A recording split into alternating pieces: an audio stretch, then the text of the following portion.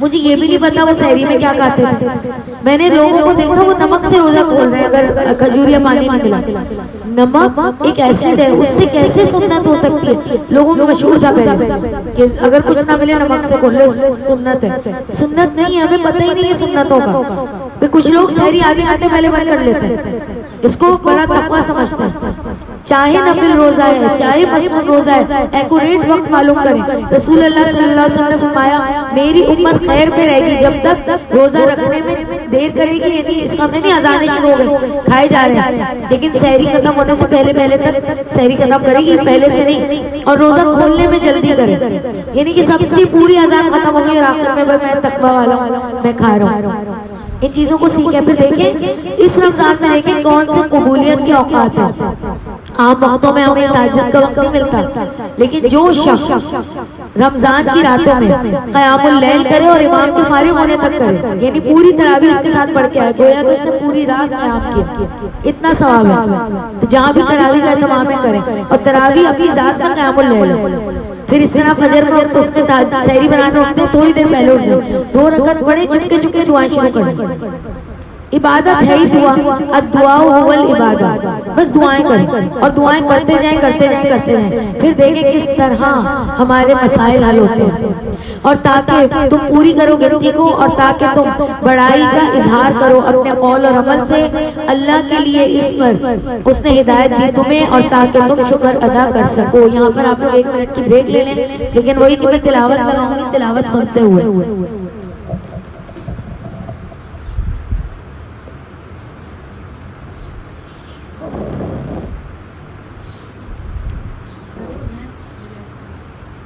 آپ لوگ اور لوگوں کو لے کر آئیں تاکہ زیادہ سے زیادہ لوگ قرآن مجید کی برکت میں سیکھیں.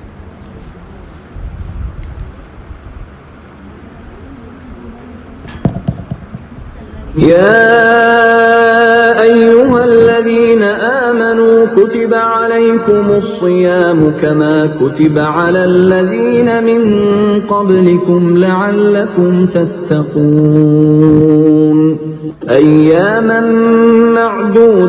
معدودات فمن كان منكم مريضا أو على سفر فعدة من أيام أخر وعلى الذين يطيقونه فدية طعام مسكين فمن تطوع خيرا فهو خير له وأن تصوموا خير لكم إن كنتم تعلمون شهر رمضان الذي أنزل فيه القرآن هدى للناس وبينات من الهدى والفرقان فمن شهد منكم الشهر فليصم ومن كان مريضا أو على سفر فعدة من أيام أخر يريد الله بكم اليسر ولا يريد بكم العسر ولتكملوا العدة ولتكبروا الله على ما هداكم ولعلكم تشكرون وإذا سألك عبادي عني فإني قريب أجيب دعوة الداع إذا دعان فليستجيبوا لي وليؤمنوا بي لعلهم يرشدون أحل لكم ليلة الصيام الرفث إلى نسائكم هن لباس لكم وأنتم لباس لهن علم الله أنكم كنتم تختانون أنفسكم فتاب عليكم وعفى عنكم فالآن باشروهن وابتغوا ما كتب الله لكم وَكُلُوا وَاشْرَبُوا حَتَّى يَتَبَيَّنَ لَكُمُ الْخَيْطُ الْأَبْيَضُ مِنَ الْخَيْطِ الْأَسْوَدِ مِنَ الْفَجْرِ ثُمَّ أَتِمُّوا الصِّيَامَ إِلَى اللَّيْلِ وَلَا تُبَاشِرُوهُنَّ وَأَنْتُمْ عَاكِفُونَ فِي الْمَسَاجِدِ تِلْكَ حُدُودُ اللَّهِ فَلَا تَقْرَبُوهَا كَذَلِكَ يُبَيِّنُ اللَّهُ آيَاتِهِ لِلنَّاسِ لَعَلَّهُمْ يَتَّقُونَ وَلَا تَأْكُلُوا أَمْوَالَكُمْ بَيْنَكُمْ بِالْبَاطِلِ وَتُدْلُوا بِهَا إِلَى الْحُكَّامِ لِتَأْكُلُوا فَرِيقًا مِّنْ أَمْوَالِ النَّاسِ بِالْإِثْمِ وَأَنْتُمْ تَعْلَمُونَ يَسْأَلُونَكَ عَنِ الْأَهِلَّةِ قُلْ هِيَ مَوَاقِيتُ لِلنَّاسِ وَالْحَجِّ وَلَيْسَ الْبِرُّ بِأَن تَأْتُوا الْبُيُوتَ مِن ظُهُورِهَا وَلَكِنَّ الْبِرَّ مَنِ اتَّقَى وَأْتُوا الْبُيُوتَ مِنْ أَبْوَابِهَا وَاتَّقُوا اللَّهَ لَعَلَّكُمْ تُفْلِحُونَ وقال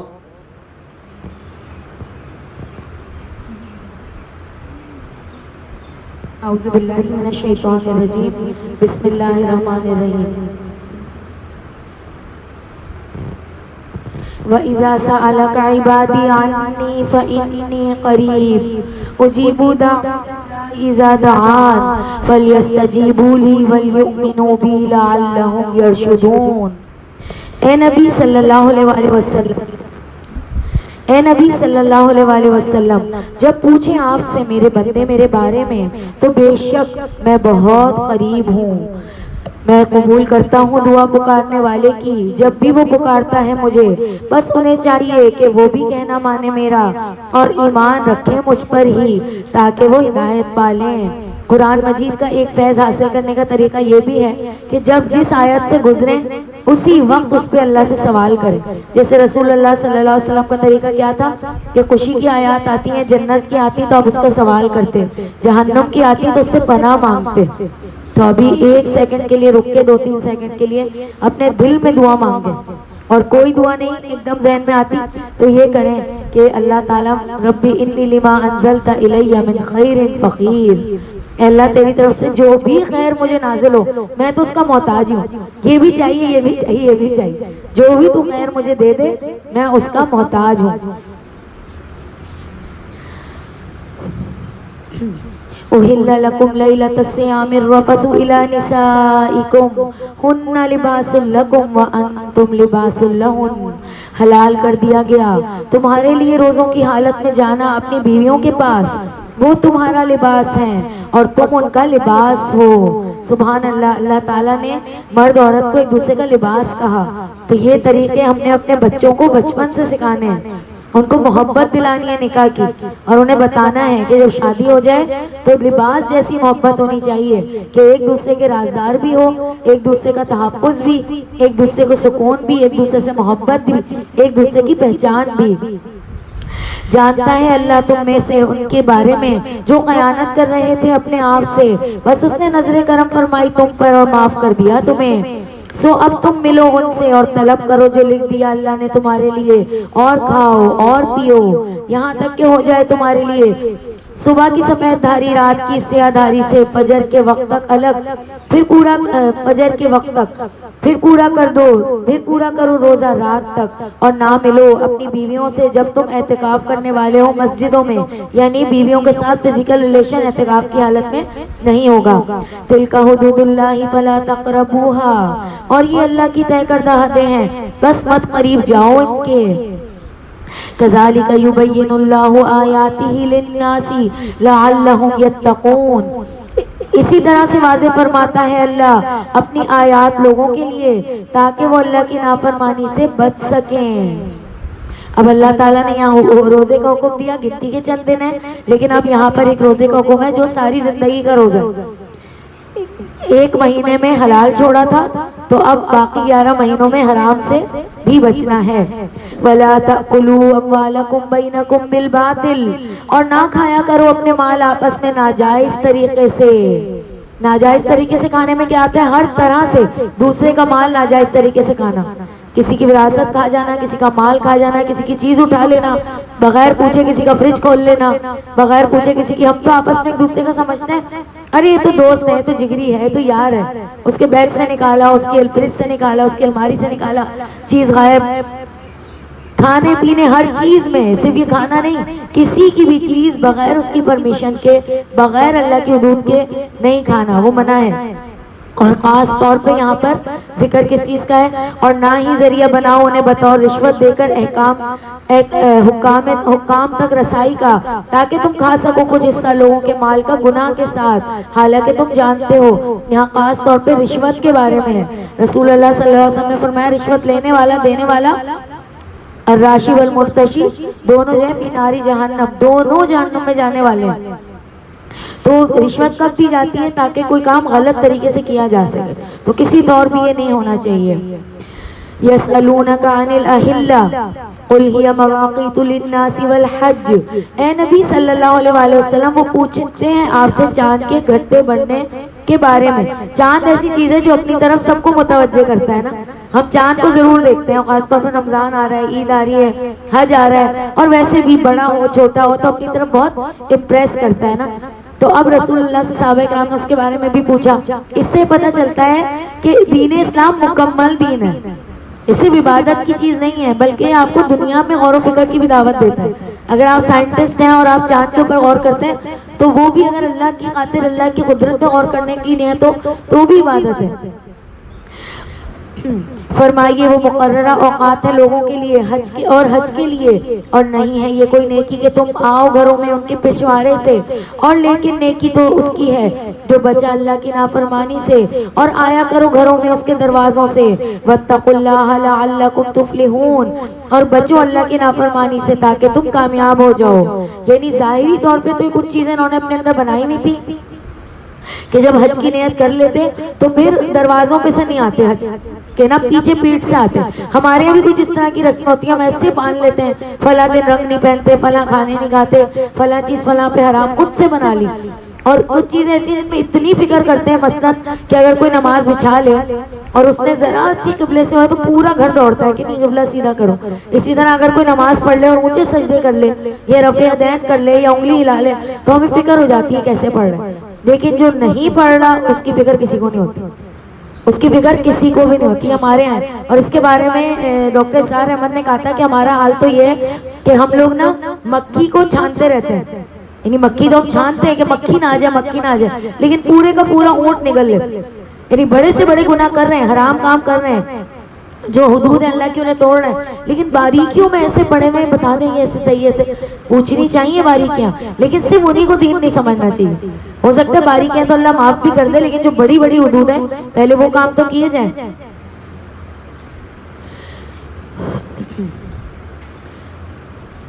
اب اللہ تعالیٰ کی راہ میں لڑنے کا حکم، یہاں سے جنگ کا حکم شروع ہوتا ہے۔ وَقَاتِلُوا فِي سَبِيلِ اللَّهِ الَّذِينَ يُقَاتِلُونَكُمْ وَلَا تَعْتَدُوا إِنَّ اللَّهَ لَا يُحِبُّ الْمُعْتَدِينَ، اور لڑو اللہ کی راہ میں ان سے جو لڑتے ہیں تم سے، جنگ کا حکم۔ لیکن اگلا حکم جو ہے وہ کوئی بھی جنگ میں نہیں دیتا، بلکہ ہمارے یہاں کیا کہتے ہیں، everything fair in love and war, love and war میں سب جائز ہے۔ اللہ تعالیٰ کہہ رہے ہیں زیادتی نہ کرنا، جنگ ہو رہی ہے پھر بھی اپنی حدود میں رہنا، بے شک اللہ پسند نہیں فرماتا زیادتی کرنے والوں کو۔ اور قتل کرو انہیں جہاں کہیں بھی انہیں پاؤ، اور نکالو انہیں وہاں سے جہاں سے انہوں نے تمہیں نکالا۔ اب یہ یاد رکھیں کہ جنگ کے وقت کا اصول ہے، ورنہ عام طور پہ ہم کسی کو اس طرح نہیں ماریں گے، لیکن جب جنگ ہو رہی ہے تو اس وقت پھر وہ آپ سے لڑ رہے ہیں تو آپ بھی ان سے لڑیں گے۔ اور نکالو انہیں وہاں سے جہاں سے انہوں نے تمہیں نکالا، اور فتنہ اللہ کے راستے سے روکنا زیادہ برا ہے خوریزی سے، اور نہ لڑائی کرو ان سے مسجد حرام کے پاس، لیکن یہاں تک کہ وہ لڑیں تم سے، پھر اگر وہ لڑیں تم سے وہاں پر تو قتل کرو انہیں، اور اسی طرح سے بدلہ ہے کافروں کا، بس اگر وہ باز آ جائیں تو بے شک اللہ بہت بخشنے والا اور رحم فرمانے والا ہے۔ اور جنگ کا اصل مقصد اللہ نے یہاں بتایا، وَقَاتِلُوهُمْ وقاتلوہم حتی لا تکون فتنۃ ویکون الدین للہ، اور لڑائی کرو ان مشرکوں سے یہاں تک کہ نہ رہے فتنہ اور ہو جائے اللہ کا دین ہی غالب. یعنی دین اسلام کی خاطر جنگ ہوگی، وہ بھی کب؟ جب لوگ آپ کو دین پہ نہ چلنے دے رہے ہوں. لیکن یہ نہیں کہ بس دنیا کی خاطر اور زیادتی کرنے کے لیے جنگیں ہوں. پھر اگر وہ باز آ جائیں تو بدلہ نہیں لیا جائے گا مگر صرف ظالموں سے. حرمت والے مہینوں کا بدلہ حرمت والے مہینے ہیں اور تمام حرمتوں کا قصاص ہے. پھر جو زیادتی کرے تم پر تو بدلہ لو ان سے ویسا جیسا اس نے زیادتی کی تم پر. واتقوا اللہ واعلموا ان اللہ مع المتقین. آج کے پورے بارے میں آپ دیکھیں گے تقوی کا اتنا زیادہ ذکر ہے کیونکہ دنیاوی معاملات آ رہے ہیں نا، تو عبادت سے بھی زیادہ دنیاوی معاملات میں تقوی کو بھول جاتے ہیں. اور اللہ سے ڈرتے رہو اور جان لو اللہ متقین کے ساتھ ہے. اور اگر انسان چاہتا ہے کہ وہ ہلاکت سے بچ جائے تو پھر وہ اپنے مال میں سے ہر وقت خرچ کرتا رہے کچھ نہ کچھ، کیونکہ صدقہ دینے سے ایک تو مال کم نہیں ہوتا، دوسرے یہ کہ اس سے فتنے ٹلتے ہیں، اس سے بلائیں ٹلتی ہیں، وہ مصیبت بھی ٹلتی ہیں جو آنے والی ہیں اور وہ بھی ٹلتی ہیں جو ابھی ہیں. اب صدقے کا مطلب یہ نہیں ہے کہ کالا بکرا کالی دال اور کچھ خاص دینا انہی میں دینا ہے. مثلا ہمارے یہاں اتنا مشہور ہے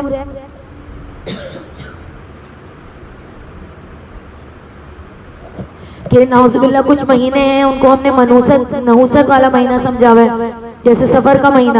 ہم انہی کے دنوں میں نیاز نظر کرتے رہتے ہیں. صدقہ کب کیا جاتا ہے؟ ایک تو اللہ کی رضا کے لیے کیا جائے گا، دوسرے جس وقت کسی کو ضرورت ہوگی اس وقت کیا جائے گا، اور جس وقت آپ کا دل چاہ رہا ہے اس وقت کیا جائے. اس کے لیے کوئی خاص وہ نہیں ہے. ہم لوگ صرف یہ کرتے ہیں کہ رمضان کا انتظار کرتے ہیں، کوئی پورے سال بھوکا مرتا رہے، لیکن ہم صرف رمضان کا انتظار کرتے ہیں. ثواب زیادہ ملے گا. ثواب تب ملے گا جب کسی سامنے والے کو ضرورت ہے اس وقت آپ نے کیا، اور اس کا بھی آگے انشاءاللہ آئے گا. اور خرچ کرو اللہ کی راہ میں اور نہ ڈالو خود کو اپنے ہاتھوں سے ہلاکت میں، اور نیکی کرتے رہو. بے شک اللہ پسند کرتا ہے احسان کرنے والوں کو. اب حج اور عمرے کے احکامات آ رہے ہیں. حج کریں عمرہ کریں لیکن حجن بیوی کہلانے کے لیے نہیں، اور پورا کرو حج اور عمرہ اللہ کی رضا کے لیے. پھر اگر تم روک دیے جاؤ تو جو میسر ہو قربانی میں سے وہ آگے بھیج دو، اور نہ منڈواؤ اپنے سر یہاں تک کہ پہنچ جائے قربانی کا جانور اپنے مقام پر. پھر جو ہو تم میں سے بیمار یا اسے کچھ تکلیف ہو سر میں سے اور وہ سر منڈوا لے تو فدیہ ہوگا روزے رکھنا یا صدقہ دینا یا قربانی کرنا. پھر جب تم امن میں آ جاؤ تو جس نے فائدہ اٹھایا عمرے کا حج کے ساتھ تو جو میسر ہو قربانی میں سے پیش کرے. پھر جو نہ پائے قربانی کی طاقت تو روزہ رکھنا ہے 3 دن کا حج کے دوران اور 7 دن کا جب تم لوٹ آؤ گھر کو. یہ پورے 10 ہوئے روزے. یہ ایک ہی سفر میں حج اور عمرے کرنے کی رعایت ہے. اس کے لیے نہیں ہے جس کے گھر والے مسجد حرام کے پاس. واتقوا اللہ واعلموا ان اللہ شدید العقاب. تمام احکامات بتانے کے بعد اللہ نے کہا صرف انہی کی پرواہ نہ کرتے رہو بلکہ اللہ کا تقوی اختیار کرو اور جان لو کہ اللہ سخت سزا دینے میں بھی بڑا شدید ہے. الحج اشہر معلومات. حج کے جانے پہچانے مہینے ہیں. پھر جس نے عزم کر لیا ان میں حج کا تو نہیں کرنی کوئی فحش گوئی، نہ نافرمانی، نہ جھگڑا حج کے دوران. کیونکہ حج کا سفر اتنا صبر کا سفر ہے، بالکل قیامت کے سفر جیسا سفر ہے، تو اس کے اندر جھگڑا بھی ہو جاتا ہے، زبان بھی غصے میں آ جاتی ہے. تو اللہ تعالیٰ نے کہا کہ وہیں پر تو آزمائش ہے، وہاں یہ سارے کام نہیں کرنے. اور جو بھی تم کرو گے نیکی جانتا ہے اسے اللہ، اور زیادہ راہ یعنی ضروریات سفر لے لیا کرو. نیکی یہ نہیں ہے کہ کچھ بھی لے کے نہ جائے، میں تو بس اللہ اللہ کرنے جا رہا ہوں، وہاں کسی سے کپڑے مانگے، کسی سے پانی، کسی سے کھانا. ہوش مندی کا دین ہے اسلام کہ دنیا کے کام بھی انسان کرتا رہے، اپنے آپ کو کسی کی محتاجی میں نہ ڈالے. پھر بلا شبہ بہترین زیادہ راہ اللہ کی فرما بردار نافرمانی سے بچنا ہے، اور بچو میری نافرمانی سے اے عقل مندوں. واتقونی یا اولی الالباب. اللہ فرما رہے ہیں عقل مندی کی نشانی ہے کہ انسان میں اللہ کا تقوی آ جائے. نہیں ہے تم پر کوئی گناہ کہ تم تلاش کرو کوئی فضل اپنے رب کی طرف سے. پھر جب تم واپس آؤ عرفات سے تو ذکر کرو اللہ کا مشعر حرام مزدلفہ کے پاس، اور ذکر اس کا اور ذکر اس کا جیسے اس نے ہدایت دی ہے تمہیں، وَاذْكُرُوهُ كَمَا هَدَاكُمْ، یہ بھی ہماری زندگی کا کی ورڈ ہے۔ اللہ کا ذکر کیسے کرنا ہے؟ جیسے اللہ نے ہدایت دی۔ اللہ نے کس کے ذریعے ہدایت دی؟ رسول اللہ صلی اللہ علیہ وسلم کے ذریعے۔ تو اللہ کا ذکر کرنے کا طریقہ وہی ہوگا جو رسول اللہ نے سکھایا، دوسروں سے پوچھ کے نہیں، ابقری سے پوچھ کے نہیں، یوٹیوب سے دیکھ کے نہیں، رسول اللہ کے طریقے سے دیکھ کے۔ وَإِن كُنتُم مِّن قَبْلِهِ لَمِنَ الضَّالِّينَ، بے شک تم تھے اس سے پہلے یقیناً ناواقفوں میں سے، تو واقفیت حاصل کرو، پھر تم لوٹو وہیں سے جہاں سے لوٹتے ہیں لوگ۔ حج کا طریقہ بتایا جا رہا ہے، لیکن جب حج کے لیے جاتے ہیں تو الحمدللہ اس کی ڈیٹیل ٹریننگ ہوتی ہے، لیکن بیچ بیچ میں اللہ ایمان بڑھا رہے ہیں۔ کیا کرو؟ وَاسْتَغْفِرُ اللَّهَ، بخشش مانگو اللہ سے، ان اللہ غفور الرحیم، بے شک اللہ بہت بخشنے والا، ہمیشہ رحم فرمانے والا ہے۔ تو حج پہ جانے کا سب سے بڑا فائدہ کیا حاصل کرنا ہے؟ اور عمرے کی نیت کرنی ہے تو کیا چاہنے کے لیے؟ یا کوئی بھی نیکی کرنی ہے کیا چاہنے کے لیے؟ اللہ مجھے بخش دے۔ رمضان آ گئے، ابھی حج پہ تو نہیں جا رہے، اللہ کے گھر تو نہیں پہنچ سکتے، لیکن اللہ کے گھر کو یہیں بیٹھے سجدے تو کر سکتے 5 وقت، پھر اسی طرح تراویح میں، تہجد میں۔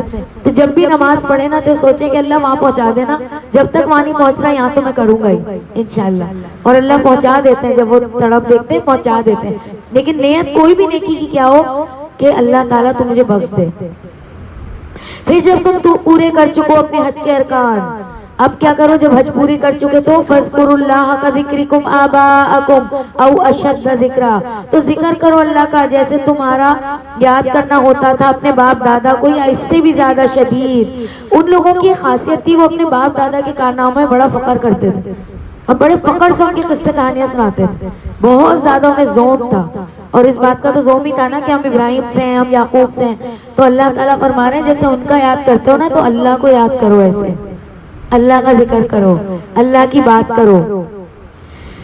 اب اللہ تعالیٰ فرما رہے ہیں حج پہ پہنچ کر بھی، اللہ کے گھر کے آگے پہنچ کر بھی 2 طرح کے رویے ہوتے ہیں لوگوں کے۔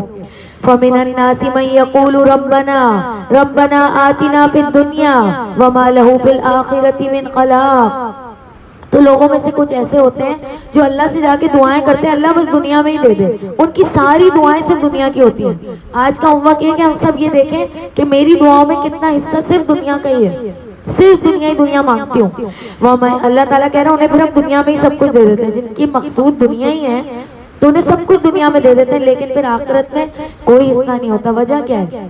کیونکہ آخرت مانگی نہیں، مانگنے سے ملتی ہے۔ وَمِنْهُمْ مَن يَقُولُ، اور ان میں سے کچھ ایسے ہیں جو کہتے ہیں ربنا، اے ہمارے رب، آتنا فی الدنیا حسنہ، اے اللہ دنیا کا بھی بہترین عطا فرما، وفی الآخرۃ حسنہ، اور آخرت کا بھی بہترین عطا فرما، وقنا عذاب النار، اور ہمیں آگ کے عذاب سے بچا۔ لوگوں میں سے کچھ ایسے ہیں جو دعا کرتے ہیں کہ اللہ ہمیں دنیا میں سے بہترین دے، آخرت میں سے بھی بہترین دے، اور آگ کے عذاب سے بچا۔ ان کی دعاؤں میں ایک حصہ جو ہے وہ دنیا کا ہوتا ہے، 2 حصے جو ہیں وہ آخرت کے ہوتے ہیں۔ دیکھیں نا، آخرت کا الگ ہے، عذاب کا الگ ہے۔ اولئک لہم نصیب مما کسبوا واللہ سریع الحساب، یہی وہ لوگ ہیں جن کا حصہ ہے اس میں سے جو انہوں نے کمایا، یعنی دنیا مانگی دنیا بھی ملے گی، آخرت مانگی آخرت بھی ملے گی، اور اللہ بہت جلد حساب لینے والا ہے۔ دنیا کا حسنہ کیا ہوتا ہے؟ دنیا کا حسنہ صرف دنیا کا مال نہیں ہوتا، دنیا کے حسنہ میں حدیث اور سلف صالحین سے پتہ چلتا ہے بہترین صحت، ایمان والی زندگی، امن والی زندگی، پھر یہ کہ ایسی برکت والی زندگی جس میں انسان آخرت کا سامان تیار کر لے، نیکی کی توفیق مل جانا حسنہ ہے، نیک بیوی یا نیک شوہر مل جانا حسنہ ہے، دنیا کے اندر کسی کا محتاج نہ ہونا حسنہ ہے، دنیا کے اندر کشادگی والی زندگی ملنا حسنہ ہے، نیکی کی توفیق مل جانا حسنہ ہے، ہدایت کے راستے مل جانا حسنہ ہے۔ یہ تمام چیزیں حسنہ میں آتے ہیں۔ اور آخرت کا حسنہ کیا ہے؟ کہ انسان کا خاتمہ بالخیر ہو، انسان اچھے طریقے سے پلسرات کراس کر لے، تمام معاملات اچھے طے ہوں، حوض کوثر اسے ملے، پھر اللہ کی رضا ملے، اللہ کی جنتیں ملے، اور اسے بلند مقام ملے، اور پھر مزید عذاب آخرت سے وہ بچ جائے۔ وَاذْكُرُوا اللَّهَ فِي أَيَّامٍ مَّعْدُودَاتٍ، پھر اللہ اپنے ذکر کی بات کر رہا ہے۔ آج کا یہ بھی ایک ہی ہے کہ اللہ کے ذکر کو یاد رکھیں۔ رسول اللہ صلی اللہ علیہ وسلم فرماتے ہیں لا یزال لسانک من رطبا من ذکر اللہ، اے مومن تیری زبان اللہ کے ذکر سے ہر وقت تر رہنی چاہیے۔ ہماری زبان کن باتوں میں تر ہوتی ہے؟ یا کسی کی برائیوں میں یا کسی غیبت میں یا چغلی میں یا جھوٹ میں یا تعریفوں میں، بس صرف دنیا دنیا دنیا. ہم اور بات کرتے کیا؟ ذکر کتنا کرتے ہیں؟ کتنا ذکر ہے ہماری زبان پہ؟ رسول اللہ کہہ رہے ہیں ہر وقت در رکھو، ہم بچ جائیں گے بہت سی مصیبتوں سے. ایک صحابی نے پوچھا تھا نا نجات کس چیز میں ہے؟ اللہ کے رسول نجات کس چیز میں؟ تو آپ نے یہ ایک حدیث فرمائی تھی، لا لسانک رطب من ذکر اللہ، تیری زبان جو ہے نا بس تر نہ رہے مگر صرف اللہ کے ذکر سے. ہر وقت فضول گوئی سے بچے رہو اور ذکر کرو اللہ کا. گنتی کے چند دنوں میں، یعنی یہاں پہ خاص ان 3 دنوں کا بھی ذکر ہے جو حج کے دن ہے. پھر جس نے جلدی کی 2 دنوں میں تو نہیں کوئی گناہ اس پر، اور جس نے تاخیر کی 3 دن تک تو نہیں کوئی گناہ اس پر، لیکن اس کے لیے جو بچتا رہے نافرمانی سے. واتقوا اللہ واعلموا انکم الیہ تحشرون، اور بچو اللہ کی نافرمانی سے اور جان لو کہ تم سب بالآخر اللہ کے حضور ہی جمع کیے جاؤ گے. اب اللہ تعالیٰ یہاں سے 2 طرح کے کرداروں کا ذکر کر رہے ہیں. ہمیں بھی دنیا کے اندر 2 طرح کے لوگ پسند ہوتے ہیں، دین والے بھی اچھے لگتے ہیں لیکن زیادہ دنیا والے اچھے لگتے ہیں. اب اللہ تعالیٰ یہاں 2 طرح کے لوگوں کی بات کر رہے ہیں. وَمِنَ النَّاسِ مَن يُعْجِبُكَ قَوْلُهُ فِي الْحَيَاةِ الدُّنْيَا وَيُشْهِدُ اللَّهَ عَلَى مَا فِي قَلْبِهِ وَهُوَ أَلَدُّ الْخِصَامِ. اور لوگوں میں سے وہ بھی ہے کہ اے نبی صلی اللہ علیہ وسلم بھلی لگتی ہے آپ کو جس کی بات دنیا کی زندگی کے بارے میں، اور وہ گواہ بناتا ہے اللہ کو اور اس پر جو اس کے دل میں ہے، حالانکہ وہ سب جھگڑالو ہے. بعض دفعہ لوگ ایسے ہوتے ہیں کچھ دنیا میں جو باتیں ایسی کرتے ہیں کہ بس ہم قائل ہو جاتے ہیں ان کی باتوں سے، لیکن ان کی باتوں میں اللہ کا کوئی ذکر نہیں ہوتا، اللہ رسول کی کوئی پہچان نہیں ہوتی. تو اللہ تعالیٰ منع فرما رہے ہیں ایسے بندے سے امپریس ہونے سے. جب بھی وہ اور جب بھی اسے اختیار ملتا ہے وہ کوشش کرتا ہے زمین میں فساد مچانے کی اور برباد کر دے کھیتیوں اور نسلوں کو، اور اللہ پسند نہیں فرماتا فساد کرنے والوں کو. اور جب کہا جاتا ہے اس سے کہ بچو اللہ کی نافرمانی سے تو پکڑے رکھتی ہے اسے عزت نفس گناہ پر. یعنی جب اللہ کی طرف ایسے شخص کو بلایا جائے تو اسے یہ اپنی عزت سے کم تر بات لگتی ہے کہ میں مولویوں والی باتیں کروں یا ویسے اولی اختیار کروں یا ملانی بنوں. وہ کہتا نہیں اپ ڈیٹ رہنا ہے، مجھے دنیا کے معاملات میں اوپر رہنا ہے، بس کافی ہے اس کے لیے جہنم. اور یقیناً وہ برا ٹھکانہ ہے. اور لوگوں میں سے وہ بھی ہے جو کھپا دیتا ہے اپنی جان حاصل کرنے کے لیے اللہ کی رضا، اور اللہ بہت ہی مہربان ہے ایسے بندوں پر. تو ہمیں کیسا بننا ہے؟ وَمِنَ النَّاسِ مَن يَشْرِي نَفْسَهُ ابْتِغَاءَ مَرْضَاتِ اللَّهِ. ظاہر ہے جب اللہ کی رضا حاصل کرنا چاہیں گے تو دین سیکھنا پڑے گا، عمل کرنا پڑے گا، لوگوں کو دینا پڑے گا، انہیں معاف کرنا پڑے گا. ان سب چیزوں کے لیے قربانی کس چیز کی دینی پڑے گی؟ اپنی ذات کی. اب ایک کام یہ بھی تو ہو سکتا تھا اس وقت ہم چل مارتے ہیں، سو رہے ہوتے ہیں مزے سے باقی عورتوں کی طرح، یا آرام سے اپنی تیاریاں کر رہے ہوتے ہیں عید کی، بقرعید کی، شادی بیاہ کی، اور ایک یہ ہے کہ ہم صبح صبح اٹھتے جلدی جلدی سے اپنے کام نپٹائے، کرنے تو ہے نا، اور قرآن سننے آ گئے، قرآن سن کے بھاگ کے آئے پھر واپس جا رہے ہیں. تو کھپا کس چیز کو رہے؟ اپنی جان کو. یاد رکھیں نیکیوں میں جو جان لگائی جاتی ہے نا تو وہ تھکن تو دور ہو جائے گی لیکن نیکی اللہ کیا محفوظ ہو جائے گی.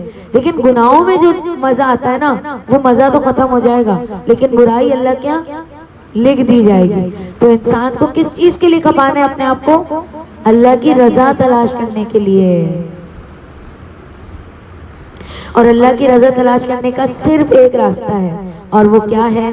یا ایھا الذین آمنوا ادخلوا فی السلم کافہ ولا تتبعوا خطوات الشیطان انہ لکم عدو مبین. اے لوگوں جو ایمان لائے ہو داخل ہو جاؤ اسلام میں پورے کے پورے. فائدہ کب ہوگا؟ جب پورے کے پورے آئیں گے. تیتر بٹیر والی زندگی نہیں، 2 کشتیوں میں پاؤں رکھیں گے منہ کے بل جا کے گریں گے. لیکن جب پورے کے پورے اسلام میں آ جائیں گے تو کیا ہوگا؟ دوسرے کو بھی پتا ہوگا اور ہمیں بھی سکون ہوگا اور اللہ بھی ہم سے راضی ہوگا. شیطان کے نقش قدم پر نہ چلنا، بے شک وہ تمہارا کھلا دشمن ہے. پھر اگر ڈگمگا گئے اس کے بعد کہ جو آ چکے ہیں تمہارے پاس واضح دلائل تو جان لو اللہ زبردست ہے، کمال حکمت والا ہے. وہ نہیں انتظار کر رہے. اب کیا وہ انتظار کر رہے ہیں کہ آ جائے اللہ بادلوں کے سائبانوں میں اور فرشتوں کے ساتھ اور فیصلہ کر دیا جائے؟ وَإِلَى اللَّهِ تُرْجَعُ الْأُمُورُ. اور اللہ ہی کی طرف لوٹائے جاتے ہیں تمام معاملات. اللہ تعالیٰ فرما رہے ہیں میں نے اپنا نبی بھیج دیا, اپنی کتاب بھیج دی, ہدایات بھیج دی, تو جو ابھی تک اس طرف نہیں آ رہا یا جو اسلام پہ ہونے کے باوجود سوچ رہا ہے میں کروں نہ کروں کروں نہ کروں, تو کیا وہ اس دن کا انتظار کر رہا ہے کہ جب آسمان کھل جائے اور اللہ خود نیچے آ جائے, فرشتے آ جائیں اور قیامت کا دن سجا دیا جائے اور فیصلہ کر دیا جائے؟ بس اب اسی چیز کا انتظار ہے. ہمیں کس چیز کا انتظار ہے فرمانبرداری کے لیے؟ ہم جو کہتے ہیں نا میں کل کر لوں گا, کل توبہ کر لوں گا, ابھی تو یہ فلاں فلاں خوشیاں ہیں, ابھی تو فلاں فلاں کام کرنے ہیں, پھر کر لوں گا. تو کوئی بھی نیکی کا کام آئے تو سوچ لے کس چیز کا انتظار ہے. اب تو کچھ اور نہیں آنے والا, تو کر جائیں. پھر آگے اللہ تعالیٰ ایک اور اصول دے رہے ہیں بنی اسرائیل کے بارے میں بتا کے کہ جب انسان ناشکری نعمت کرتا ہے, کفران نعمت کرتا ہے, تو اس سے نعمتیں دور ہو جاتی ہیں. اے نبی صلی اللہ علیہ وآلہ وسلم پوچھئے بنی اسرائیل سے کس قدر ہم نے دی انہیں واضح نشانیاں, اور جو کوئی بدل ڈالے اللہ کی نعمت کو اس کے بعد کہ وہ آ چکی اس کے پاس, تو بے شک اللہ سخت سزا دینے والا ہے.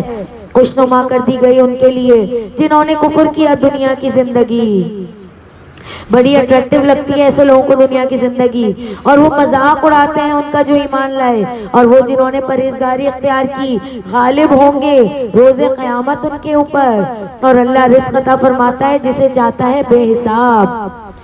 تھے سب لوگ ایک ہی امت پر, جب انہوں نے اختلاف کیا تو بھیجے اللہ نے انبیاء بشارت دینے والے اور خبردار بنانے والے بنا کر, اور نازل فرمائی ان کے پاس کتاب حق کے ساتھ تاکہ وہ فیصلہ کرے لوگوں کے درمیان اس کا جس پر انہوں نے اختلاف کیا, اور نہیں اختلاف کیا اس میں مگر انہوں نے جنہیں دی گئی تھی کتاب اس کے بعد کہ آ چکی تھی ان کے پاس واضح نشانیاں ضد کی وجہ سے آپس میں.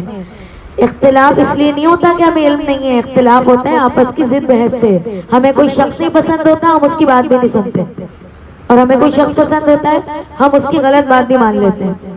بس ہدایت دی اللہ نے انہیں جو ایمان لائے, اس بات کی انہوں نے اختلاف کیا تھا جس میں حق کے ذریعے اپنی توفیق سے.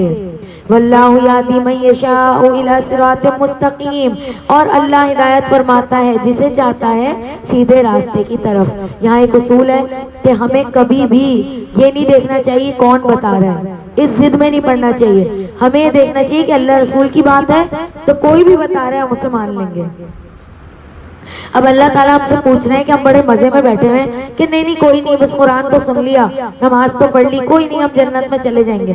اللہ تعالیٰ کہہ رہے ہیں ام حسبتم, کیا سمجھتے ہو تم, ان تدخلوا الجنت, کہ تم جنت میں ایسے ہی داخل ہو جاؤ گے. ولما یأتکم مثل الذین خلو من قبلکم, حالانکہ اب تک نہیں آئی تم پر ان جیسے لوگوں کے جیسے حالات جو تم سے پہلے گزر چکے. مستهم البأساء والضراء وزلزلوا حتى يقول الرسول والذين آمنوا معه متى نصر اللہ. پہنچی تھی انہیں ایسی سخت تکلیفیں اور سختیاں اور لرزا دینے والی مصیبتیں, یہاں تک کہ آخرکار پکار اٹھے وہ خود اور وقت کے رسول کہ اللہ کی مدد کب آئے گی. اتنی سخت آزمائشیں آئی ہیں ہم سے پہلے لوگوں پر. الا ان نصر اللہ قریب, سن لو بے شک اللہ کی مدد قریب ہے. اللہ آزمائیں گے, ایسے ہی جنت نہیں مل جائے گی. اے نبی وہ پوچھتے ہیں آپ سے کیا خرچ کریں. اب ظاہر ہے جب ہم اتنی آیتیں سنتے ہیں تو شوق پیدا ہوتا ہے کہ ہم بھی کچھ اللہ کی راہ میں دیں. تو صحابہ کرام نے بھی پوچھا. اب اللہ تعالیٰ فرما رہے ہیں فرمائیے جو بھی تم خرچ کرو گے مال میں سے تو خرچ کرو سب سے پہلے اپنے والدین پر. سب سے پہلا حق والدین کا ہے, پھر قرابت داروں پر, پھر یتیموں اور محتاجوں پر, اور مسافروں کے لیے. بعض دفعہ کوئی بہت پیسے والا ہوتا ہے لیکن مسافر ہوتا ہے تو وہ کہیں پہنچتا ہے اس کا والیٹ گم ہو جاتا ہے, چوری ہو جاتا ہے, بڑا مجبور ہو جاتا ہے, تو مسافروں پر بھی خرچ کرو. اور جو بھی تم کرو گے نیکی تو بلا شبہ اللہ اسے جانتا ہے. کوئی بھی نیکی کرو اس کا پرچار کرنے کی ضرورت نہیں ہے, اللہ اسے جانتا ہے. فرض کر دیا گیا تم پر جنگ کرنا جبکہ وہ تمہیں ناپسند ہے. جنگ کرنا کسی کو پسند نہیں ہوتا. اب زندگی کا ایک اور اصول, وَعَسَىٰ أَن تَكْرَهُوا شَيْئًا وَهُوَ خَيْرٌ لَكُمْ, ہو سکتا ہے کہ ایک چیز آپ کو ناپسند ہو لیکن اسی میں اللہ نے آپ کے لیے بڑی خیر رکھی ہو. بعضا انسان ہمیں نہیں پسند ہوتا, بعضا شخص, بعضا موقع, بعضا ماحول, بعضی چیز ہمیں نہیں پسند ہوتی, بعضا حکم, لیکن اللہ نے اسی میں ہمارے لیے خیر رکھی ہوتی ہے. وَعَسَىٰ أَن تُحِبُّوا شَيْئًا وَهُوَ شَرٌّ لَكُمْ. ایک چیز ہمیں بہت پسند ہوتی ہے، ہم رو رو کے اللہ سے مانگ رہے ہوتے ہیں، وہ ہمیں ملتی نہیں، ہمیں نہیں پتا، اللہ تعالیٰ کہہ رہے ہیں کیا پتا اس میں تمہارے لیے بڑا شر ہو، بڑی برائی ہو، وہ تمہیں مل جائے تو تمہاری دنیا اور آخرت خراب ہو جائے، اسی لیے اللہ تمہاری دعا نہیں سن رہا. واللہ یعلم وانتم لا تعلمون. وہی ایمانیات کا حصہ، اللہ جانتا ہے اور تم نہیں جانتے. یسألونک عن الشہر الحرام قتال فیہ قل قتال فیہ کبیر. اے نبی صلی اللہ علیہ وآلہ وسلم، وہ پوچھتے ہیں آپ سے حرمت والے مہینوں کے بارے میں، یعنی جنگ کرنا کیسا ہے ان میں. فرمائیے جنگ کرنا اس ماہ میں بڑا گناہ ہے، لیکن روکنا اللہ کی راہ سے اور کفر کرنا اس کے ساتھ اور مسجد حرام سے روکنا اور نکال دینا اس میں بسنے والوں کو وہاں سے زیادہ بڑا گناہ ہے اللہ کے نزدیک. والفتنۃ اکبر من القتل. فتنہ زیادہ بڑا ہے خون ریزی سے. اللہ تعالیٰ کو فتنہ فساد قتل سے بھی زیادہ ناپسند ہے. اور ہمیشہ لڑتے رہیں گے تم سے کافر یہاں تک کہ پھیر دیں تمہیں تمہارے دین سے، اگر ایسا ان میں کرنے کا اختیار ہو. اور جو پھر گیا تم میں سے اپنے دین سے، پھر مرا اس حال میں کہ وہ کافر تھا یعنی مرتد تھا، تو یہی وہ بد نصیب ہے کہ برباد ہو گئے ان کے اعمال دنیا میں بھی اور آخرت میں بھی. یہی لوگ جہنم میں جانے والے ہیں، وہ اس میں ہمیشہ رہیں گے. اللہ تعالی ہم سب کا خاتمہ اسلام پر کرے، آمین. ان الذين آمنوا والذين هاجروا وجاهدوا في سبيل الله اولئك يرجون رحمت الله والله غفور رحیم. بے شک وہ لوگ جو ایمان لائے، پھر انہوں نے ہجرت کی، پھر انہوں نے جہاد بھی کیا، یہی وہ لوگ ہیں جو امید رکھتے ہیں اللہ کی رحمت کی، اور اللہ بڑا بخشنے والا، بڑا رحم فرمانے والا ہے. اے نبی صلی اللہ علیہ وآلہ وسلم، وہ پوچھتے ہیں آپ سے شراب اور جوئے کے بارے میں. اب شراب اور جوئے کے بارے میں بھی اول حکم ہے جو نازل ہوا. فرمائیے ان دونوں میں بڑا گناہ ہے. کچھ فائدے بھی ہیں لوگوں کے لیے، لیکن ان کے گناہ ان کے فائدوں سے کہیں زیادہ ہیں. بس اتنی بات کر کے ایک بتا دیا کہ یہ بری چیز ہے، پیچھے نہیں پڑا جاتا. اسلام سکھانے کے لیے کسی کے اندر پیچھے نہیں پڑا جاتا. ہلکے ہلکے ڈالا جائے پانی، ایک ایک قطرہ بھی پتھر پہ گرے تو سراخ ہو جاتا ہے. یہی حکمت ہے دین کی. کسی کو آپ دین کی بات بتائیں، آپ کہتے ہیں ہمارے خاندان میں لوگ مانتے ہی نہیں، تو آپ پورے سال کیا کر رہے تھے؟ اب خوشی آ گئی اللہ کی نافرمانی ہو رہی ہے، غم آ گیا اللہ کا نافرمانی ہو رہی ہے، پورے سال کیا سکھایا اپنے خاندان والوں کو؟ تو ہلکے ہلکے اللہ کی محبت ڈالتے رہیں تاکہ جب کوئی موقع آئے تو ان کے اندر یہ چیز پہلے سے موجود ہو. اور وہ پوچھتے ہیں آپ سے کیا خرچ کرے اللہ کی راہ میں. یہ بڑی غور طلب آیت ہے. وَيَسْأَلُونَكَ مَاذَا يُنْفِقُونَ قُلِ الْعَفْوَ. اللہ تعالیٰ کہہ رہے ہیں جو زائدہ ضرورت ہے، جو زائدہ ضرورت ہے وہ دے دو اللہ کی راہ میں. ہم کیا کہتے ہیں جو زائدہ ضرورت ہے اسے سیونگ اکاؤنٹ میں ڈال دو. وہ کہہ رہے ہیں نہیں ضرورت پوری ہو گئی، اب کسی اور کی ضرورت کا خیال کرو. ہم کہتے ہیں نہیں بچا کے رکھو، برے وقت میں کام آئے گا. اللہ تعالیٰ اور رسول کیا فرماتے ہیں؟ دیتے رہو تم پہ برا وقت ہی نہیں آئے گا. اسی طرح سے واضح فرماتا ہے اللہ تمہارے لیے آیات تاکہ تم غور و فکر کرو، اور دنیا اور پھر دنیا والآخرہ، دنیا اور آخرت میں، یعنی دنیا اور آخرت دونوں میں فائدہ دے گا یہ اصول. اور وہ پوچھتے ہیں آپ سے یتیموں کے بارے میں. فرمائیے خیر خواہی ان کے لیے بہت اچھی ہے، اور اگر تم شریک کر لو اپنے ساتھ انہیں تو وہ تمہارے بھائی ہیں، اور اللہ جانتا ہے بگاڑنے والے کو سنوارنے والوں سے. اور اگر چاہتا اللہ تو یقیناً مشقت میں ڈال دیتا تمہیں، بے شک اللہ زبردست ہے، کمال حکمت والا ہے. اور نکاح نہ کرو مشرک عورتوں سے یہاں تک کہ وہ ایمان لے آئیں، اور یقیناً مومن کنیز بہتر ہے آزاد مشرک عورت سے اگر چاہو تمہیں پسند ہو. اور نکاح میں نہ دو اپنی عورتوں کو مشرکوں کے یہاں تک کہ وہ ایمان لے آئیں، اور یقیناً مومن غلام بہتر ہے آزاد مشرک مرد سے اگر چاہو تمہیں پسند آئے. یہ مشرک تو بلاتے ہیں آگ کی طرف، اور اللہ بلاتا ہے جنت اور بخشش کی طرف اپنی توفیق سے. اور واضح فرماتا ہے اپنی آیات لوگوں کے لیے تاکہ وہ نصیحت حاصل کریں. اور اے نبی وہ پوچھتے ہیں آپ سے حیض کے بارے میں. فرمائیے وہ ایک تکلیف دہ حالت ہے، بس الگ رہا کرو عورتوں سے حیض کی حالت میں. اس کا مطلب ہے کہ میاں بیوی فزیکل ریلیشن قائم نہ کریں، اور قریب نہ جایا کرو ان کے یہاں تک کہ وہ پاک ہو جائیں. اور جب وہ پاک ہو جائیں تو آؤ ان کے پاس جہاں سے حکم دیا ہے تمہیں اللہ نے، بے شک اللہ محبت کرتا ہے بہت توبہ کرنے والوں سے، اور وہ محبت کرتا ہے پاکیزگی اختیار کرنے والوں سے۔ تمہاری بیویاں تمہاری کھیتی ہیں، بس آؤ اپنی کھیتی میں جس طرح چاہو اور آگے بھیجو اپنے لیے نیکیاں۔ واتقوا اللہ واعلموا انکم ملاقوہ، اور بچو اللہ کی نافرمانی سے، جان لو تم ملنے والے ہو اللہ سے۔ اب لوگ کھیتی کا سن کے عورتیں پریشان ہوتی ہیں کہ ہمیں کھیتی کہہ دیا۔ آپ دیکھیں زمین ایسی ہوتی ہے، اس کے لیے انسان کتنا خوش ہوتا ہے، اس میں کتنی محنت کرتا ہے، اس کا کتنا کیئر کرتا ہے، اس کے لیے اپنی جان تک دے دیتا ہے۔ تو عورت بھی تمہاری کھیتی ہے۔ پھر کھیت میں سے کیا لگتا ہے؟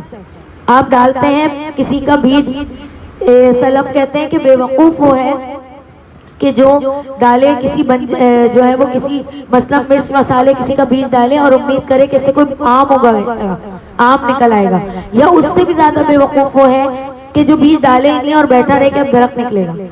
تو اولاد ہوتی ہے اس عورت سے، تو سلف کہتے ہیں کہ پہلے اپنی بیوی کی تربیت کرو تاکہ اس کی گود سے جو اولاد پیدا ہو وہ نیک ایمان والی ہو۔ تو تربیت کیسے؟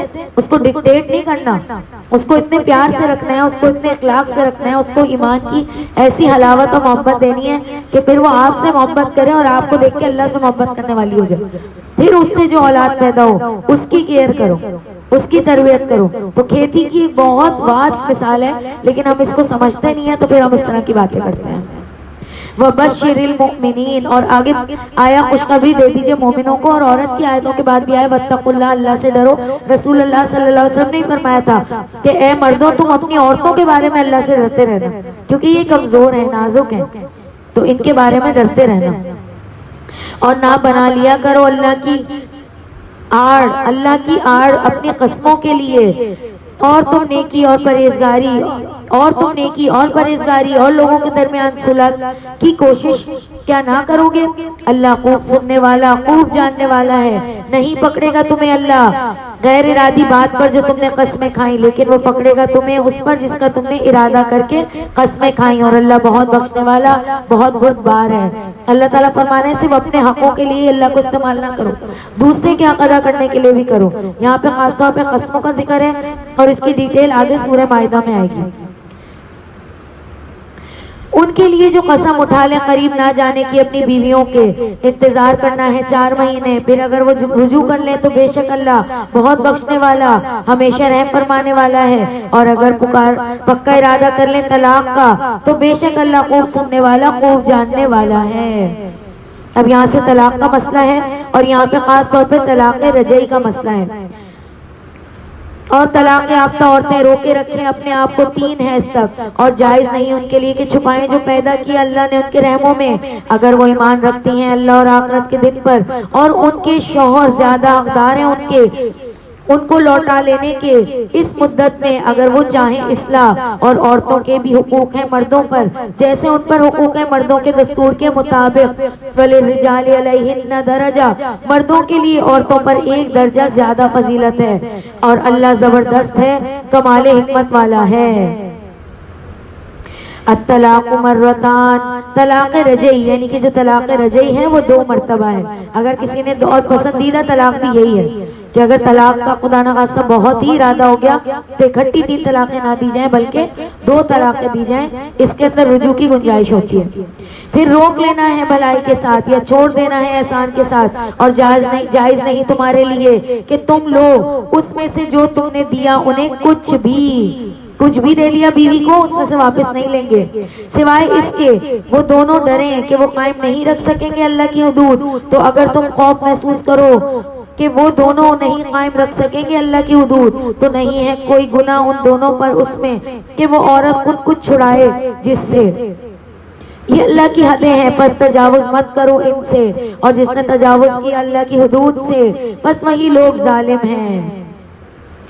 پھر اگر وہ طلاق دے اسے، یعنی کہ اب 3ری طلاق بھی، تو اب وہ عورت حلال نہیں اس کے لیے اس کے بعد کبھی بھی۔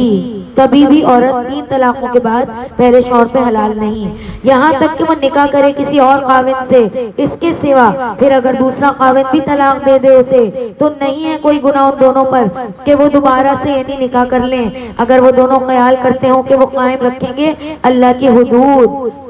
تلک حدود وتلک حدود اللہ یبینھا لقوم یعلمون، اور یہ اللہ کی حدود ہیں، وہ واضح کرتا ہے انہیں ان کے لیے جو جانتا ہے، وہ واضح کرتا ہے انہیں ان کے لیے جو جاننا چاہیں۔ اور یاد رکھیں کہ یہ سب کچھ کس طرح ہوگا، ایکسیڈنٹلی، کہ اس عورت نے دوبارہ نکاح کیا، اس کی دوبارہ شادی ہوئی، پھر شاید وہ مرد مر گیا یا طلاق دے دی تو وہ واپس آئے گی، لیکن حلالہ کے ارادے سے جو کیا جائے تو اس پر اللہ اور رسول کی لعنت ہے۔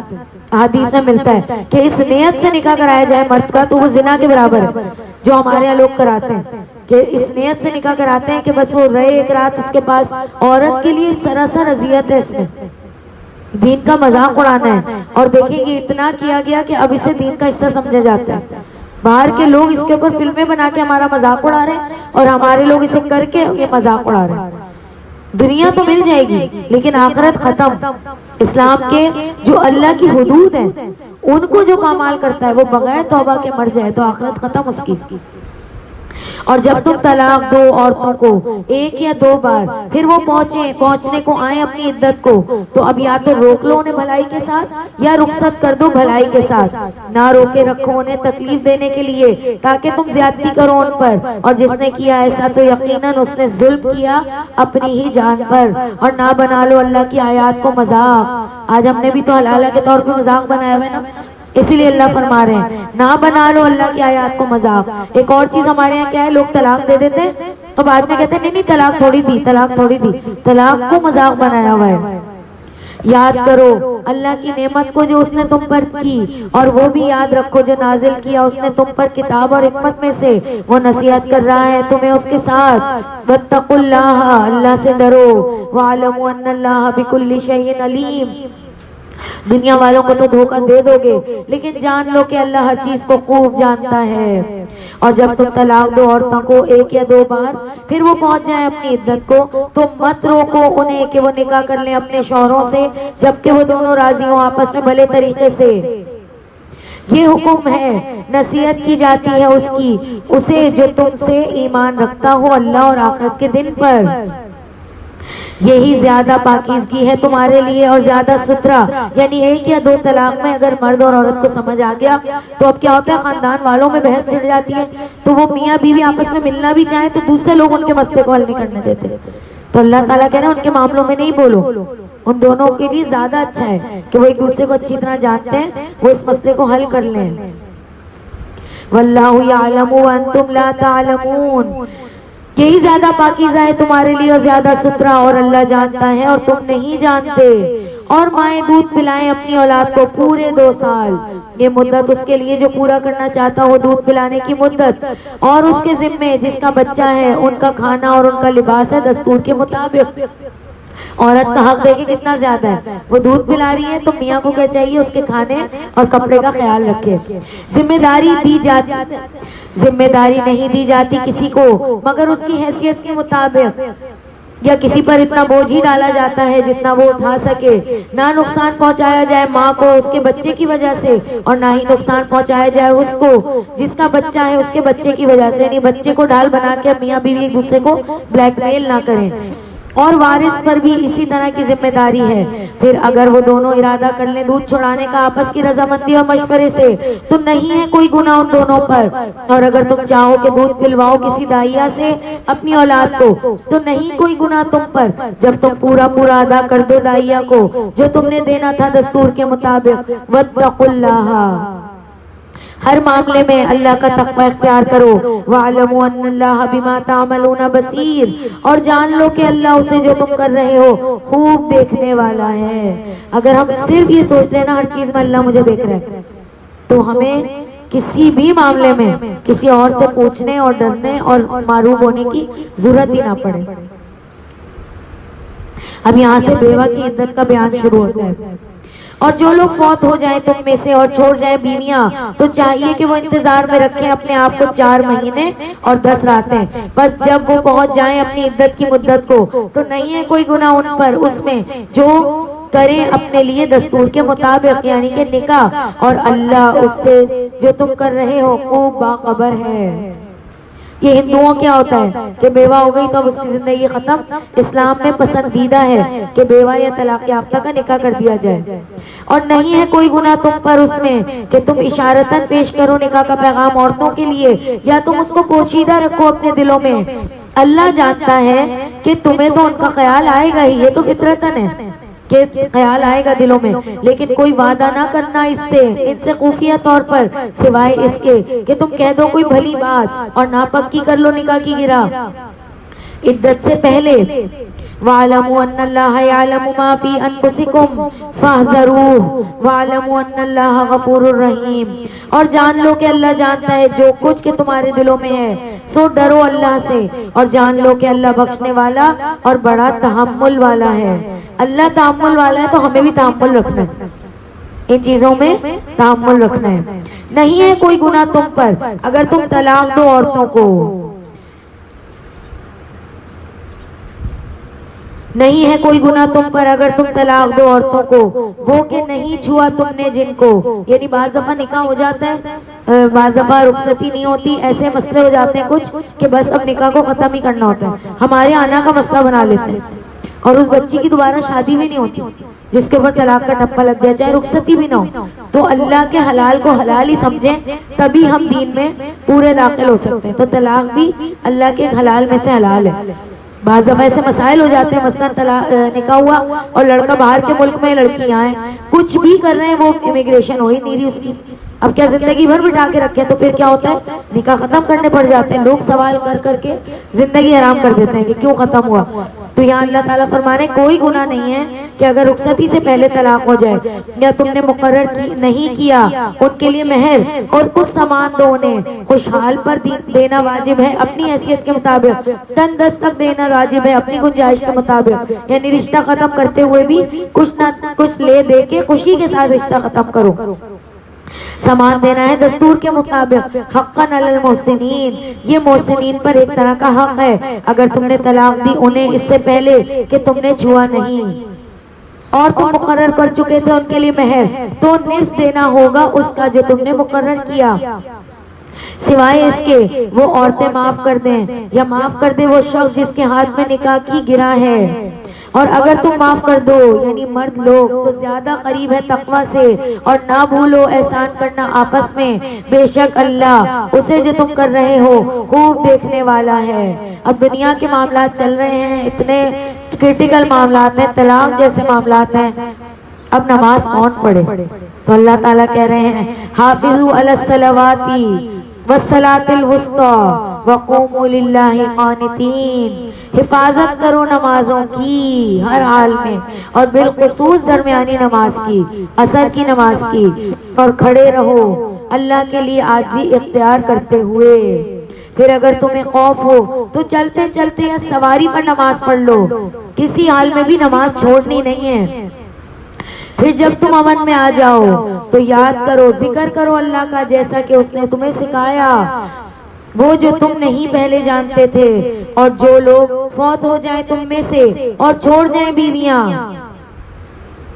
نہیں چھوڑ جائیں بیویاں، انہیں چاہیے کہ وصیت کر جائیں اپنی بیویوں کو قرض دینے کی 1 سال تک بغیر انہیں گھر سے نکالے ہوئے، پھر اگر وہ خود نکل جائیں تو نہیں ہے کوئی گناہ تم پر اس میں جو وہ کریں اپنے لیے دستور کے مطابق، اور اللہ زبردست ہے، کمال حکمت والا ہے۔ یہ وراثت کی جو آیات ہے نا، اس کے بعد ان سب چیزوں کے بارے میں ڈیٹیل ادھر آ جائے گی۔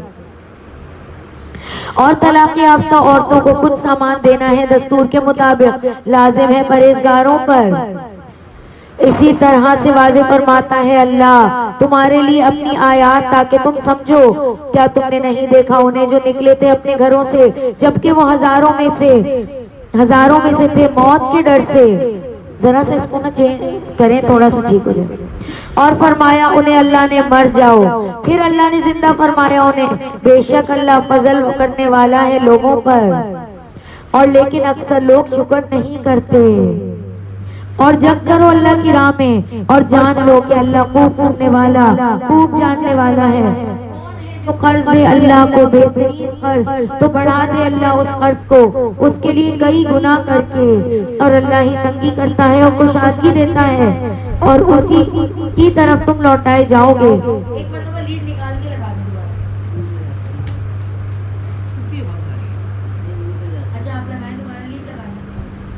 بس 5 منٹ کا رہ گیا، ختم کرتے ہیں۔ اب آواز کو کم تیز ساروں کو ہلائیں تو انشاءاللہ ہو جائے گا۔ کیا تم نے نہیں دیکھا بنی اسرائیل کے سرداروں کو موسیٰ کے بعد جب انہوں نے کہا تھا اے اپنے نبی سے مقرر کر دیجئے ہمارے لیے ایک بادشاہ تاکہ ہم جنگ کریں اللہ کی راہ میں؟ نبی نے کہا کیا تم سے اس کا بھی امکان ہے کہ اگر جنگ فرض کر دی جائے تم پر تو تم جنگ نہ کرو؟ انہوں نے کہا اور ہمیں کیا ہے ہم جنگ نہ کریں اللہ کی راہ میں جبکہ ہم دور کر دیے گئے اپنے گھروں سے اور بیٹوں سے۔ پھر جب فرض کی گئی جنگ ان پر تو انہوں نے رخ پھیر لیا سوائے اللہ کے، سوائے چند لوگوں کے، اور اللہ خوب جانتا ہے ظالموں کو۔ اور کہا ان سے ان کے نبی نے، اب یہاں پہ دیکھیں وہی حکم آ گیا کہ جنگ کا جب حکم آیا تو کس طرح انہوں نے منہ پھیرا بنی اسرائیل نے۔ بے شک اللہ نے مقرر فرمایا ہے تمہارے لیے طالوت کو بادشاہ۔ کہنے لگے کیوں کر ہو سکتی ہے اس کے لیے بادشاہت ہم پر، ہم زیادہ حقدار ہیں بادشاہت کے۔ نہیں دی گئی اسے وسعت مال میں، اور نبی نے نہیں دی گئی اسے وسعت مال میں، کہا نبی نے بے شک اللہ نے چن لیا ہے اسے تم پر، اور زیادہ دی گئی ہے اسے علم میں فراغی اور جسم کے اعتبار سے قوت۔ ہمارے یہاں کیا سمجھتے ہیں کہ جس کے پاس مال ہے بس وہی اللہ کا سارا فضل چاہنے والا ہے، اور اگر کبھی مال میں تنگی ہو تو ہم کیا کہتے ہیں اللہ مجھ سے راضی نہیں ہے۔ تو یہ بھی یہی ہمیشہ سے یہی سوچ ہے لوگوں کی کہ جن کو مال دیا گیا ہے انہی کو سب کچھ ملنا چاہیے، یا اللہ کی رضا شاید انہی کے ساتھ ہے۔ اور اللہ دیتا ہے اپنی بادشاہت کی امانت جسے چاہتا ہے، اللہ بڑی وسعت والا خوب جاننے والا ہے۔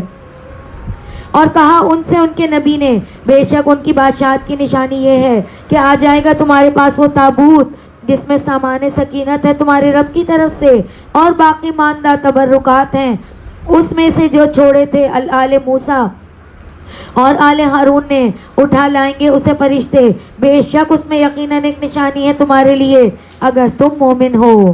پھر جب نکلا طالوت اپنے لشکروں کے ساتھ کہا بے شک اللہ آزمائے گا تمہیں ایک نہر کے ساتھ، تو جس نے اس سے پانی پی لیا تو وہ میرا ساتھی نہ ہوگا، اور جس نے نہ چکھا اسے تو یقیناً وہی میرا ساتھی ہوگا۔ ہاں جس نے چلو بھر پی لیا تو پی لیا، تو ان میں سے چند کے سوا سب نے پیاس بجھانے کے لیے خوب پانی پیا۔ پھر جب عبور کیا نہر کو طالوت نے اور انہوں نے جو ایمان رکھتے تھے اس کے ساتھ، کہا چند ساتھیوں نے نہیں ہے طاقت ہمارے پاس آج جالوت سے اس کے لشکروں سے مقابلہ کرنے کی، کیونکہ جب ہم روزہ کھول کے خوب پانی پی لیتے ہیں تو پھر کیا ہوتا ہے نڈھال ہو جاتے ہیں، تو انہیں کہا گیا تھوڑا پینا خوب نہ پینا، خوب پی لیا انہوں نے۔ کہا دوسرے ساتھیوں نے جو خیال کرتے تھے وہ ملنے والے ہیں اللہ سے، کتنی ہی چھوٹی جماعتیں غالب ہوئی ہیں بڑی جماعتوں پر اللہ کے حکم سے، اور اللہ صبر کرنے والوں کا ساتھ دیتا ہے۔ تو ان کے اندر جو ایمان والے تھے انہوں نے کہا نہیں اللہ ہمیں کم ہونے کے باوجود بھی قوت دے گا، اور ایمان والے اپنی طاقت کے اوپر اپنی قوت کے اوپر زور نہیں رکھتے بلکہ اللہ پر ان کا یقین ہوتا ہے۔ اور جب وہ سامنے ہوئے جالوت اور اس کے لشکروں کے دعا کرنے لگے ربنا افرغ علینا صبرا وثبت اقدامنا وانصرنا علی القوم الکافرین۔ شدید مشکل ترین حالات ہوں تو یہ دعا کرنی چاہیے، اے ہمارے رب انڈیل دے ہم پر صبر اور جمائے رکھ ہمارے قدموں کو، اور مدد فرما ہماری کافر قوم کے مقابلے میں۔ تو انہوں نے شکست دی کافروں کو اللہ کے حکم سے، اور قتل کیا داؤد علیہ السلام نے جالوت کو، اور دی انہیں اللہ نے حکومت اور حکمت، اور سکھایا انہیں ان میں سے جو چاہا، اور اگر نہ مٹاتا رہتا اللہ لوگوں کو یعنی ان میں سے کچھ کو دوسروں سے، یقیناً زمین پر فساد برپا ہو جاتا۔ لیکن اللہ بڑا فضل والا ہے اور تمام جہان والا ہے، اللہ تعالیٰ بڑا فضل فرمانے والا ہے تمام جہان والوں پر۔ ان آیات میں رہنمائی دی گئی کہ مجاہدین فی سبیل اللہ کی قوت اور ان کے عزم و ہمت کا اصل راز یہ ہے کہ ان کا رجوع ہر حال میں اور ہر اعتبار میں اللہ تعالیٰ ہی کی طرف ہوتا ہے، وہی ساری کائنات کا خالق و مالک ہے، اور سب کچھ اس کے قبضہ قدرت اور اختیار میں ہے۔ جب اس کی مدد ہو تو پھر بھی کامیابی ہوتی ہے۔ حضرت طالوت اور ان کے ساتھیوں نے جالوت کی جنگجو اور کیل کانٹے سے لیس فوج کے مقابلے کے لیے اللہ تعالیٰ سے گڑ گڑا کر صبر، استقامت، نصرت اور فتح کی دعائیں مانگی۔ اللہ تعالیٰ نے ان کی دعائیں قبول فرمائی اور مسلمانوں کی نہایت قلیل تعداد کافروں کی بڑی تعداد پر غالب آ گئی۔ لشکر میں شامل حضرت داؤد علیہ السلام نے جالوت کو قتل کیا۔ بعد ازاں اللہ تعالیٰ نے انہیں علم و حکمت سے نوازا، نبوت سے سرفراز فرمایا اور خلافت بھی عطا فرمائی۔ اس سے پتہ چلتا ہے کہ مومن کا جو ہے وہ اصل ہتھیار اس کے اسباب نہیں ہوتے، اس کا مال نہیں ہوتا، بلکہ اس کا ایمان ہوتا ہے۔ وہ تمام کوششیں کرنے کے بعد کس پہ یقین کرتا ہے؟ اللہ کی توفیق پہ اور اللہ کی رضا کے اوپر۔ اللہ تعالیٰ ہم سب کو جو ہے وہ ایسا ایک آیت، ہاں میں نے کھول کے میں بالکل میں نے وہ مارکنگ کی، ہاں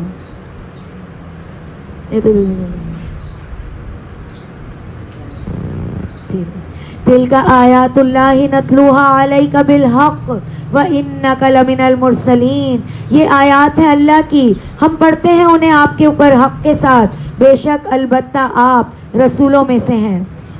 سبحانک اللہم بحمدک نشہد ان لا الہ الا انت نستغفرک ونتوب الیک۔ السلام علیکم ورحمۃ اللہ وبرکاتہ۔